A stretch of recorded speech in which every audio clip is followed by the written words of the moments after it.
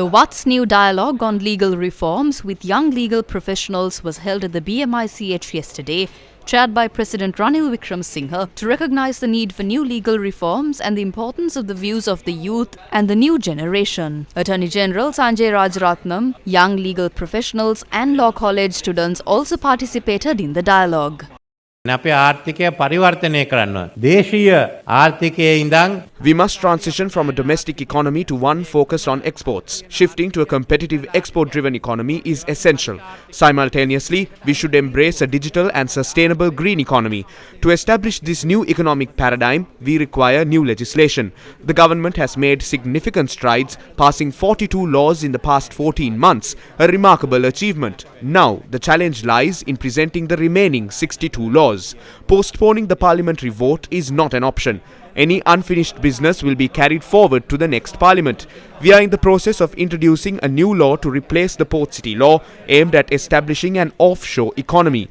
Given the unique nature of this economy, the existing laws of Sri Lanka may not be adequate, and thus UK commercial laws will apply within the jurisdiction of the offshore economy. It is essential to introduce laws that are globally accepted to foster the country's development. Furthermore, we are restructuring government institutions engaged in commercial activities. All government corporations will be reorganized into companies with their shares consolidated under a central entity. This restructuring aligns with commercial principles and imposes responsibilities akin to those of directors of public companies under the Companies Act. Sanctions can be imposed for any errors made. Additionally, we aim to introduce legislation concerning public-private joint ventures to further facilitate economic progress. A new Public Financial Management Act is set to be introduced along with the Public Debt Management Act and an Agriculture Modernization Act, all aimed at achieving specific economic goals. Additionally, an Economic Transformation Act will be enacted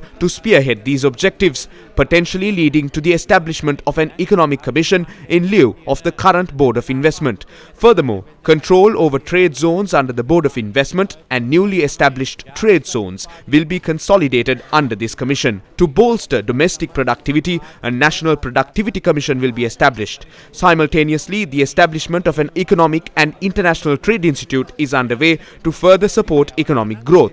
To streamline the legislative process, these initiatives will be presented collectively to the Supreme Court, avoiding the need for separate submissions over time. The legislative process involves presenting proposed laws to Parliament for consideration.